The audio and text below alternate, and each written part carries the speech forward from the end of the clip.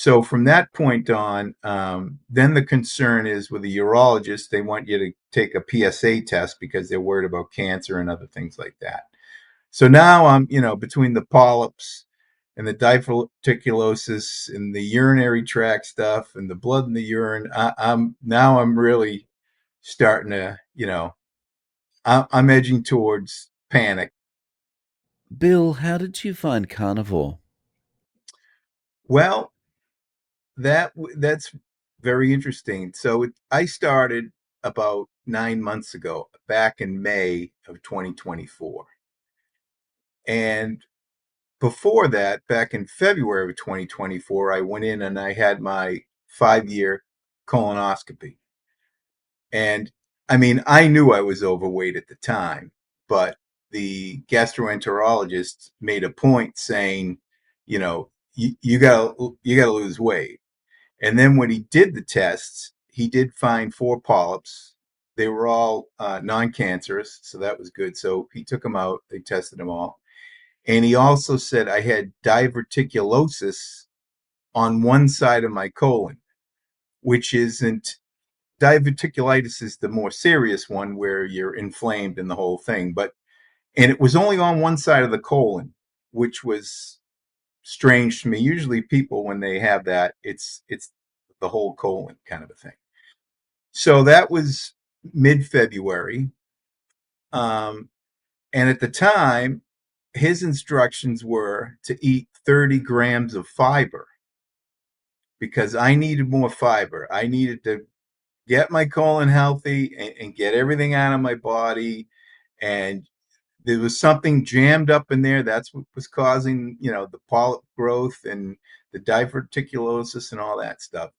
So I, I started listening to the doc. I was eating, 2 big slices of 100% wheat bread, and I was eating bananas and whole grain bran cereal, and I was eating all kinds of fruit. I was bulking up on the fiber, and that basically caused me to balloon up even more. So I actually gained weight. I went up to 286 pounds, and that was, you know, between the middle of February to the middle of April. And then I had my annual checkup with my general practitioner. Well, let me step back. In March, actually, I ended up getting a urinary tract infection. And I was supposed to jump on a plane for work and go to a site visit in Memphis, Tennessee. And I woke up that morning and there was blood in my urine. So, that's a scary thing when that happened. So I, dropped the trip, went to the emergency room. They did all the tests, the CAT scan, all kinds of blood tests, urine tests, all that stuff, check for stones. They thought I might have stones in my kidneys or whatnot. But that was all clear. So, and at that point, they said, yeah, you do have blood in your urine, but we don't see any cause. So just keep an eye on it, go home and try to make an appointment with a urologist. Well, the referral they gave me is in Tampa, Florida, which is, an hour and a half from where I live. So I didn't call that guy. And what happened is within 2 days, I had more blood in the urine. So this time I went to a hospital and they did all, similar tests, that kind of a thing. But the doc came in and said, we think it's just a basic infection. We're going to give you an antibiotic, but you do have to go to the urologist. And so what happened from there is I did make an appointment with a local urologist, and he basically said, well, they were correct at the hospital. However, that's the wrong antibiotic. So he starts me on a different antibiotic. So I stop the first one, get the second one, and within a week everything clears up and I'm fine. So from that point on, then the concern is with the urologist, they want you to take a PSA test because they're worried about cancer and other things like that. So now I'm, between the polyps and the diverticulosis and the urinary tract stuff and the blood in the urine, I'm really starting to, I'm edging towards panic, if you will. And meanwhile, you're eating all your whole wheat bread, bananas, and Oh, getting bigger I and would, bigger. yes, yes. And so what happened is I had my annual physical in the end of April with my regular general practitioner. So when I went in there, and of course we get blood work done then, and at that point he went through all the results with me, and he had seen me for the last about 18 months. He was a new doc for me back then, but he had a baseline of who I was and what the numbers were and all that. But my triglycerides were through the roof on the the lipid panel. And at that point, he said, Bill, I'm really concerned about these numbers because you headed the wrong way. It's not that it's not good now, but you headed down a bad road, that kind of a thing. So he says, come back in 3 months. I want to see you again. And at that point, I said, this isn't, whatever I'm doing isn't working because eating the fiber and bulking up on fruit and all this stuff and high triglycerides, that's like a marker for diabetes. And I have, I know people that are diabetic and they're on the medication. And I have actually a niece that's a type 1. So she's got the insulin and does the injections and all that stuff. So at that point, I'm like, I got to find something else. And there was a doc on the internet, Dr. Ken Berry, and he had actually, I've seen some other videos that he had done on statins and how ineffective they were. And actually, over like a 5 year period, there was like a mega study where they looked at the results of a number of different studies and then they compare all the results. And basically, the end of the day, if you take it religiously, it doesn't prevent heart attack or strokes, basically. So you're just spending all your money on this drug that doesn't prevent anything. Um, and again, with the triglycerides thing, that was my concern at the time. So I did a little more digging into Ken, and it turned out he had these other videos that I knew nothing about low carb. And then his wife is also a nurse, and she's into the low carb world as well. And I said, well, you know, I'm not doing good, so I got to try something new because it's just not working. So I started looking on the internet. I saw some interviews with your guests, and I also saw another Dr. Eric Westman from Duke University.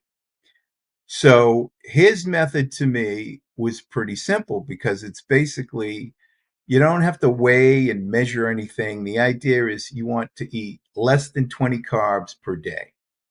And if you eat less than 20 carbs, you're going to lose 1 to 2 pounds a week. And so that's what I needed to do. I needed to shed the weight. I needed to lower the triglycerides and I needed to go in the opposite direction. That was my only goal, the opposite direction. And at the time, I mean, I was, like I told you, I was eating all this bread and fruit and pasta and loading up on all the crap that you know about. Um, but that changed. And I knew I had a I had to glide into it because I went from one extreme and I knew it was gonna be a challenge. I couldn't go cold turkey, right? That I would have gone crazy and I just would have quit. So what I said was, and a lot of these people online will say, you give it 90 days, give it 90 days. But what I did was I said, what I want to do is glide into it. So I started eliminating one thing at a time. So I used to drink coffee with 3 sugars, right? And half. So I went from 3 sugars to 2 sugars the next week. And then the following week, I went to 1 sugar. Then I went to stevia. And then after a month, I was down to coffee with 1 tablespoon of heavy cream. And during that time, I did the same thing. In other words, there was pasta and bread and all that. I eliminated one at a time. So I cut out the rice first. Then the next week I cut out potatoes. Then the week after that it was bread. And so finally the last day, excuse me, I ate a piece of bread was May 15th, 2024. So from when I went to the doc the last week of April until that May 15th thing, I was slowly weaning myself off of all these things. And the toughest thing for me was sweets, right? So grown up, everybody used to say, "Oh, you have a sweet tooth, right? A sweet tooth." So, anything, cakes, cookies, all that stuff, I would, there was no holding back on that stuff. And one of the toughest parts in that transition period was like, we have a 13-year-old daughter. So she's still in that age, she's hanging out with her kids and they're having snacks and all this stuff.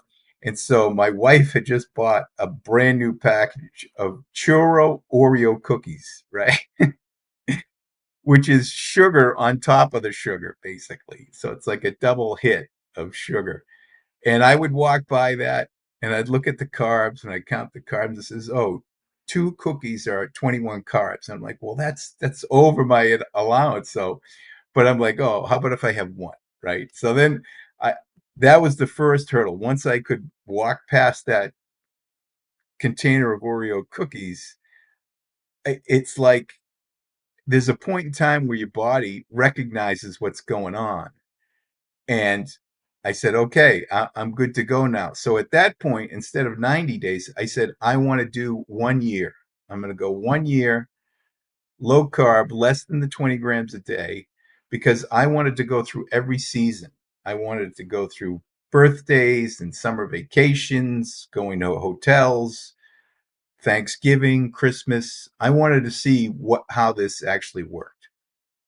So in the beginning, um, it was kind of interesting because especially with going to family occasions and cookouts and stuff like that, it was like, oh, you're not going to have the yuca, you're not going to have the rice. No, not going to eat any of that.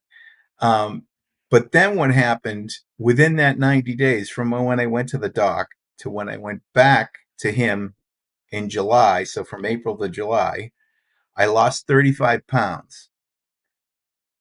And my lab results went back to 2017 levels. So I went back in time 7 years to, instead of climbing up on everything had gone back to what it was 7 years ago. So when I went into the doc that time for the follow up 90 days later, he just looked at me and he came closer. He's like on one of those little chairs with the wheels on it. He just looked me in the face. He said, Bill, most of the disease in this country is self-inflicted. People eating the wrong thing, and that's why we have heart disease and diabetes and all these things that can be prevented is basically people not eating what they should be eating. And then to keep rolling, I ended up, you end up getting more into the lifestyle. I watched more videos. I saw more interviews of the people and they're healing cancer.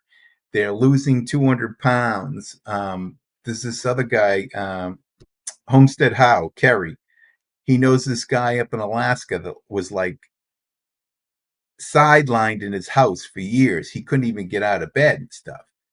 And you hear all these testimonials and then you lose the weight and you feel so much better. And then the people that have known me for so long see me in this new state. And in fact, we took a summer vacation with an old roommate of mine who I've known the guy for 40 years, right? We used to be roommates back in the college days. And he sees me, and the first thing he said, "Bill, you're not blowing your nose after you eat." Like I would always have a runny nose after I ate something, which was probably a reaction to some type of, I don't know if it was a grain, if it was a cereal, something like that. And he said, "Wow, you're not even blowing your nose." He's like, "I have never seen you have a meal since I've known you where you haven't had to blow your nose. And it was all these little things. So losing the weight, the runny nose after you eat thing. My wife said I stopped snoring. Like after being on it for a month, I stopped snoring. And then the more you lose the weight, the deeper you sleep as well. So now I'm sleeping through, I used to get up 3, 4 times a night. Then it was down to two. Now it's down to one. And now it goes longer periods, right? So, I mean, internally, it has to be helping everything, just eating the way you eat. Because now I've lost 77 pounds total since that 286 point. And I've learned through the process that it is definitely the carbs, right? There's only three macros: there's protein, there's fat, and there's carbs. So those are the only three things you can eat. So when the carbs are taken into your body will use that first for energy. And in absence of that, that's when your body will actually make ketones in your liver, and it'll energize and power your body with ketones as opposed to carbohydrate. So once you learn that it's human physiology, it's not even in my hands. It's the beauty and grace of God how He designed our body. And when you understand the three macros and that the carbs are what's causing all the problems, whether it's the weight gain, inflammation of the arteries, heart problems, it's all the excessive carbs. Because if you don't burn through the carbs you take in, it stores as fat in your body. And then it just, almost nobody, unless you're like a professional athlete, is going to burn through the amount of carbs you eat in a day. So the only way to do it is to lower the carbs and eat protein and fat.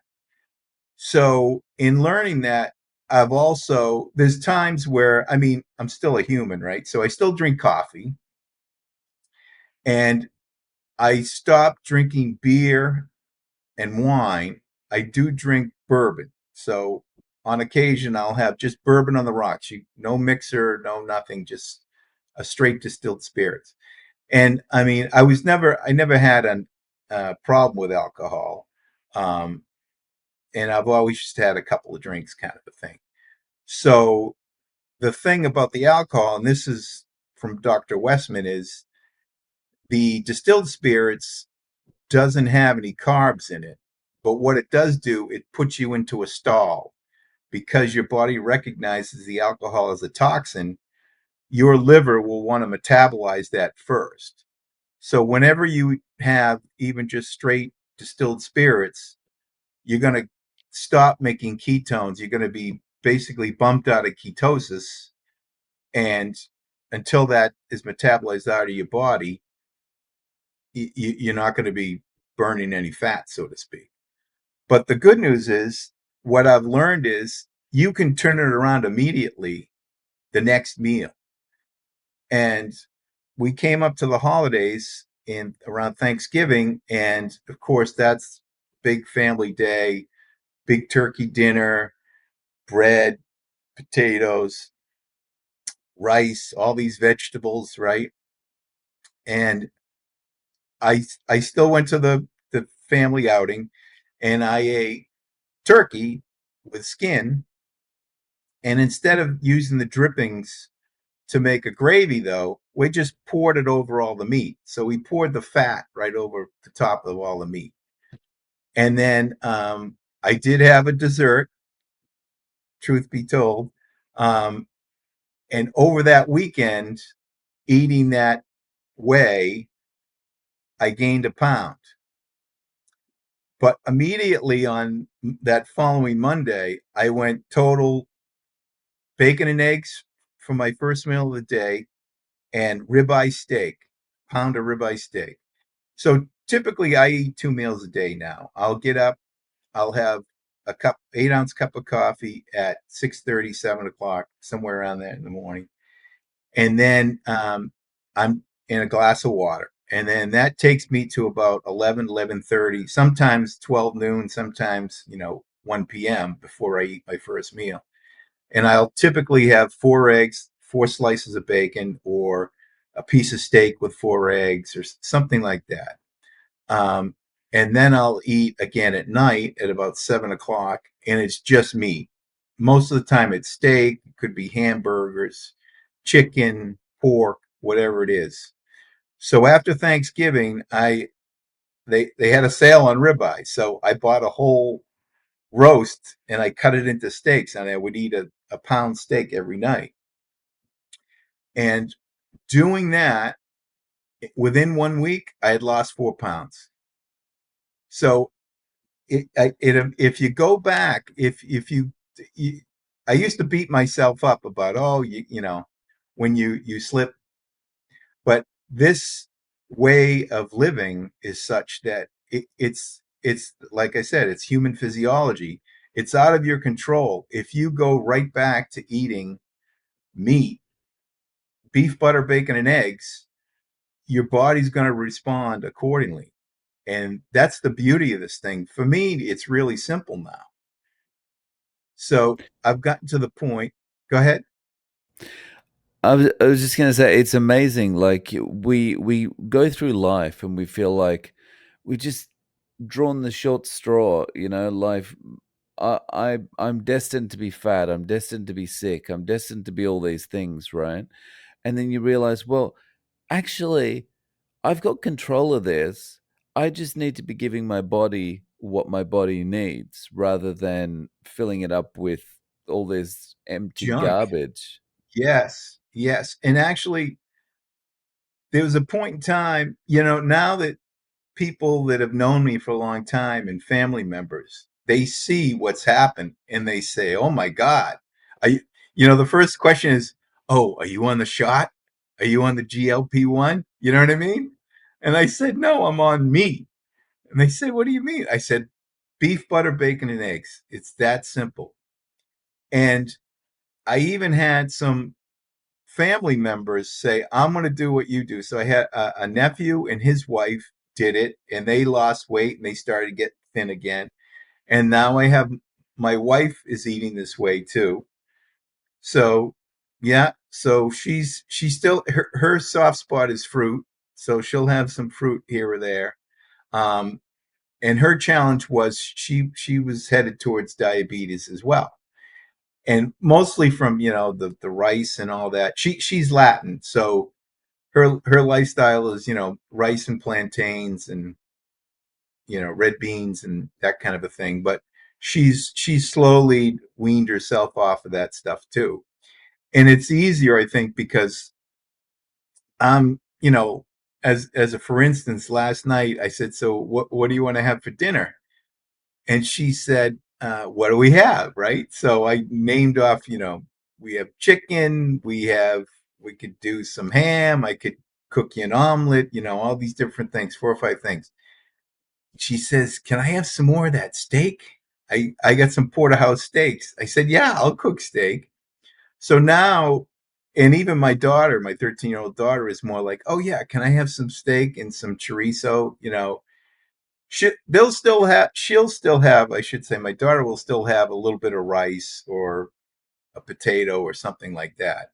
But eventually it'll come, and it's seen with your own eyes what happens that actually makes you turn the corner from it. You have a why moment where, like, I'm unhealthy and I need to do something. And then you go down the path, and it's been one of those things that just snowballs. It starts to domino. And I'm to the point now where, if I go out with friends, I know what to order at a restaurant. I know what not to order at a restaurant. I know I can have a bite of creme brulee if my wife orders a creme brulee, and I'm not going to, the next day, I'm back to ribeye and bacon and eggs. So it's really learning how to go through life. And that's one of the things that I wanted to do, is go through a whole year, through all the seasons, all the occasions, and all these episodes where you're going to be tempted. There's no getting around it, the way society is now, right? I mean, between big pharma and big agriculture, they're trying to make money. And I've heard other people say this: if you go into a supermarket, in the middle of the store is all the crap. And then on the outside ring of the store, that's where they have the meat and the seafood and the eggs and the dairy, right? So all you got to do is go around the outside of the supermarket and stay away from the crap, basically. So at this stage, like you're coming up on a year in, do you feel like it's going to be a permanent thing or Oh yeah, I mean, probably I want to say around New Year's, my wife and I were having a coffee, and I just looked at her and I said, "We're never going back, right?" And she said, "No, why would we?" I mean, why would you ever do it? I mean, I just don't. And even to this day, we'll be out and people say, "Oh, you want a couple of French fries?" You know what I mean? And I just say, "Thank you, no." It's one of those things. If I go out, I'm ordering prime rib or I'm ordering a steak, or even if I just get burgers, burger patties, I'll just eat burger. It doesn't matter to me. It's protein and fat. So I think that's one of my favorite parts of it, is being able to go out and sit there and, just have a coffee or drink a water or something and watch people around you eating stuff and just have no emotional connection to that anymore. exactly. And when I do, if I take uh, even just a little piece of bread or whatever, it all tastes sweet to me. It's like sickening sweet. Like if I bit into a cookie, I'm like, oh, I can't do it. It's like your body is so unaccustomed to it that it's overly sweet to me now. Yeah, I find walking past a bakery smells very different now to what it did when I was a kid, say, it's like when you're a kid, you're like, "Oh, that smell of the fresh bread," and now it's like, "Oh, that's like toxic sweetness." Well, so this is another one of my challenges. So I live in Orlando, and so we have annual passes to Disney, and we actually got married at Disney. So we like to go to Disney and walk around and experience everything. So at Disney's Boardwalk, they have a restaurant called the Cake Bake Shop. So basically, it's a bakery attached to a restaurant. And so we went there for breakfast, and I ordered bacon and eggs, and I ordered extra bacon and extra eggs. And they had, the pancakes and the waffles and all that stuff. And then then after we had breakfast, we went to the bakery next door. And it's like you said, that's like sensory overload between the bread and the cakes, and they're all displayed, and they have this magic lighting on top of it to suck you in and buy all that stuff. And it's just like it was tempting, not to me but to everybody else walking in. And the other thing that happens is we're walking around Disney, and now that I've lost about 6 inches on my waist, and I lost 77 pounds. So walking around and doing these parks is like nothing to me now. But when you're in the parks, you see so many people that are overweight and struggling, and they'll be on these electric wheelchair carts, and they're getting pushed around, and they're like young looking people, but they weigh too much, right? And they're all eating the same cotton candy and all the crap. And I mean, your eyes open once you're awake now, right? I think that's the word I use. I'm awake, you know? I think, the Matrix analogy gets overused in a lot of Right. situations in life, but it really does kind of fit with Carnivore because it really is like your eyes are suddenly open and it's like, "Oh, I'm finally seeing the world for what it is now." Yes. And that was another thing I went through. Is there was a certain point in time I said to myself, Bill, you are a dummy. Why didn't you do this like 20 years ago? you know? And to be honest with you, it also made me upset. I got a little pissed off because, you know, all these experts, these doctors are telling you to eat 30 grams of, you know, fiber. So you're bulking up. I'm bulking up on carbs, basically. And that just made me worse. And that's not new. I mean, that's been around forever about eating fruit, eat your fruit and vegetables, right? Yeah, it's crazy, and, when you look back on it now and you look at that situation where you've gone to the doctor and they've said, "Oh, we've discovered you've got diverticulosis," and it's like, I think the words he used that you mentioned at the start was like, you know, stuff's getting packed in there and we have to move it through, and it's like, Yeah, the solution is let's pack more stuff in there. right. It's like counterintuitive.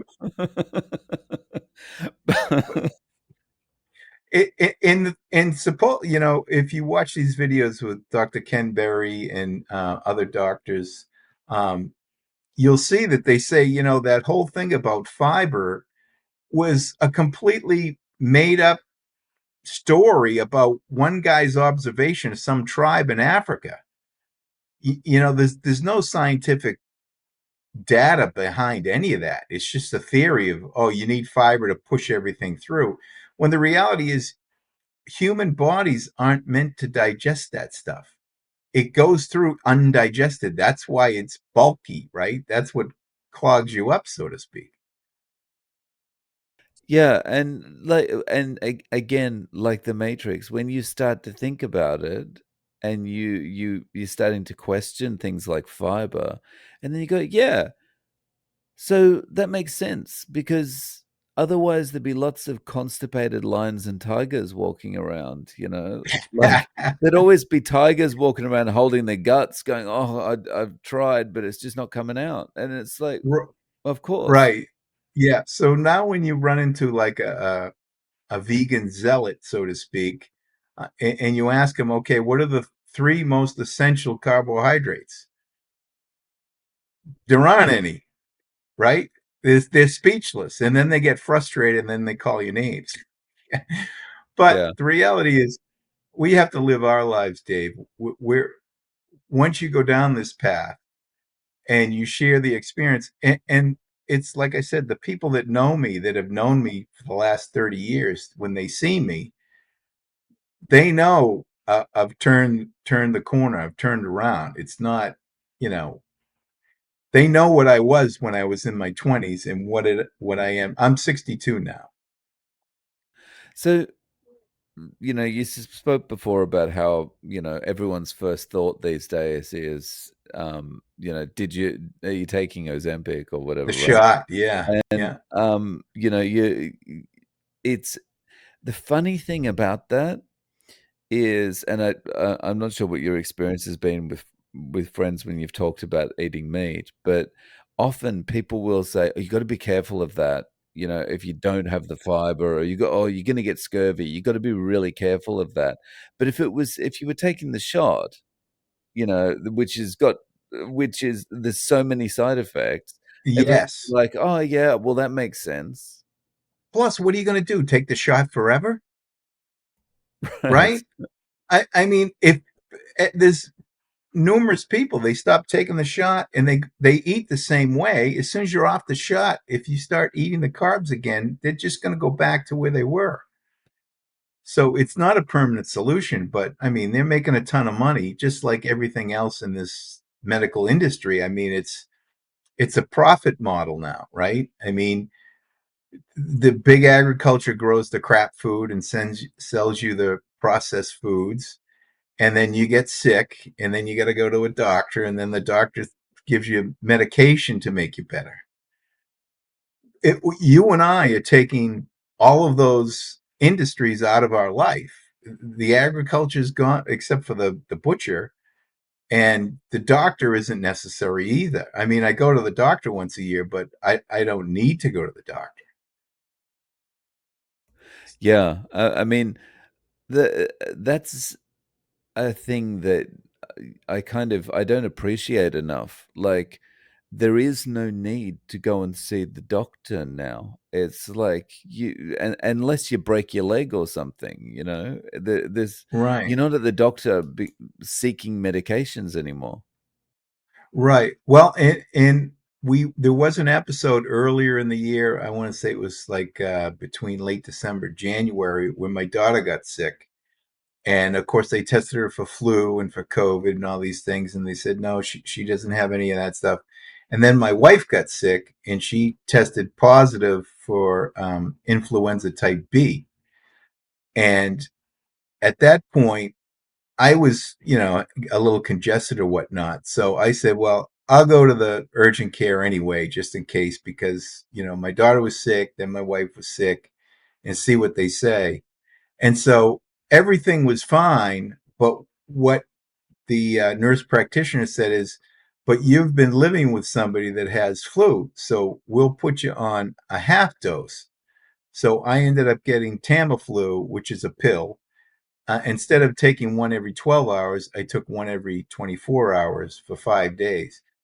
But the reality is, I never experienced any of the symptoms that my wife or my daughter had. I mean, I had some sniffles, I had a runny nose and that kind of a thing. And my wife says, "So why didn't you get sick?" I said, "I eat meat." It's like this shield you're walking around with, right? Yeah, well, it affects every system in your body. So your immune system is better. Your hormone production is at the levels it's supposed to be. Like my PSA, I went back to my urologist, and my PSA number dropped again. So it's like it's reversing. It's putting my body back to where it was 10 years ago. So it's amazing. Yeah, and so despite that moment where you had the Tamiflu, like, you're med-free, you're not taking, like, blood pressure tablets or Yeah. anything? Well, so the doc, I had been on lisinopril, and they also had a diuretic in there as well. So we came up after my 3 month check in, and I lost the 35 pounds. He said, "Well, let's start backing you off of that." So first took out the diuretic, and then from a 20 milligram down to a 10 milligram. And now my next checkup, I should be completely off it. But I did get a blood pressure cuff, and I check myself all the time. And actually, even that I've been cutting the pills in half. Even that little bit, I can feel a difference because I've lost the weight. I don't need it. You know what I'm saying? Yeah. So, that's awesome. Yeah. So There's within a 1 year anniversary, I want to be off of everything, basically. That's the whole idea. Yeah. Oh, that's nice.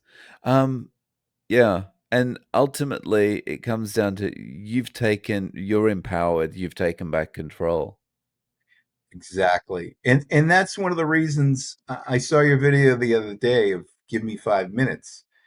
And I said, I'm going to give Dave 5 minutes because it's time for me. I think I used the word when I wrote to you, testify. And basically, that's the way this community is that when you share what happened to you and the power of it, you're hoping to reach somebody else that can say, I can do that. I can eat meat and bacon and eggs, and I can eat codfish and pork and chicken wings, and I can do that, right? And as long as it's one of those things you also prepare, right? So when I shop, I buy a lot of meat, I buy a lot of bacon, I buy 5 dozen eggs at a time. And that way, you don't eat out as much. It's maybe once a month now. If I travel, it's more, but I mean, it's usually once a month. And as long as I always like to grill anyway. And I live in Florida, so I can go outside and I can grill steaks anytime I want. I have a Weber kettle, so I can cook charcoal. I can cook gas. I have an air fryer. I have a regular range, a microwave, and I use them all. I mean, you get into, you learn how to cook, and basically it's meat and salt. I mean, it's not really tough, and butter. And butter, yeah, yeah, that's the Yeah, important one, right. yeah. Um, so if one of your friends said, "Okay, Bill, I'm ready to give this a try. What do I do?" What would you tell them? I would probably put them on the glide path. In other words, what do you eat now? I would start with asking what they eat now. And then you can see the big things, whether it's, oh, I eat Doritos, or my brother used to drink 2 liters of Mountain Dew, which is this sickening sweet soda, every day. So if you knock off the big things first, like eliminate soda, that was one thing too, the liquids, getting rid of fruit juices and sodas and just drinking. So I drink mineral water, I drink regular water, and I drink coffee. That's three things. And bourbon, like I said, on occasion.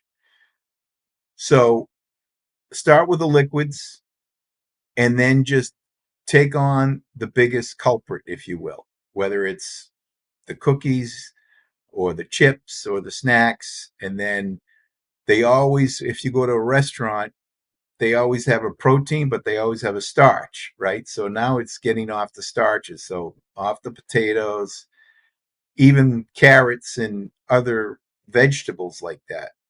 Um, right now, I probably haven't, the last time I had a vegetable, if you will, was I had a Caesar salad, romaine, basically romaine lettuce and cheese, no croutons. So on occasion, if I go to a restaurant and I order a steak, they'll give you a salad and a potato, right? So I'll take the potato home and give it to my daughter, and I'll eat a little bit of the salad, but I'm usually eating 16 ounces of meat, so I don't get much to the salad. And it's one of those things too. Once the people that you are in your life understand how you eat, they even plan around that now. So when I go to my sister-in-law, they're going to cook picanha, right? Which is like the rump cap, the big thick with a big thick layer of fat on it. So we'll have picanha and we'll have sausage and we'll have shrimp cocktail, and it's all protein basically. Huh. Yeah, nice. I like the glide path idea. That's awesome. Yeah, because you can get overwhelmed, and one of the biggest things was cleaning out the cupboards, throwing away all this stuff. I had given away, her sister liked to drink cranberry juice. So I had like 2 gallons of cranberry juice. I gave that away. And then we gave all the chips away, and then all the crackers away, and all the fiber bars that I was eating, right? I mean, they have all these, they call them protein bars, but it's mostly peanuts, which aren't great for you, and wheat, and, honey and chocolate and all this other stuff that they put in there. So it's cleaning up the cupboards and staying basic. Definitely. So Bill, how can people reach out to you? Do you have any social media or any way of getting in contact? No, I have the smallest internet footprint you'll ever see. I try to stay in the weeds and in the dark. Yeah, no worries at all. Um, well, I appreciate you coming on and sharing your story with us today. Thank you so much. You're very welcome. And I wanted to thank you, Dave, because having a forum like this and being able to share these experiences, this is what's going to get more people involved. And the reality is, we're going to have to do it ourselves. It's going to have to be from the ground up. I know we just had an election here in the United States, and everybody's looking at RFK Jr. to start this, make America healthy again. But those guys at Big Pharma and Big Ag, they're not going to go down without a fight. They're making too much money. They're too entrenched, and they've gone on for too many years. It's not like you're going to be able to, roll out of bed, and even if you show the corruption, it's not going to stop them. They're going to turn to somebody else, and they spend all this money. I mean, the Super Bowl is coming up on Sunday. You'll see all the ads. It's all for crap, right? It's all chips and soda, and there's There'll none be in there no for ribeye. yeah, there'll be no ribeye ads, right? No, but I'll be eating ribeye. I got two big tomahawk steaks, and my friend I told you about that I've known for 40 years, he's coming to watch the game with me, and we're gonna eat tomahawk steaks.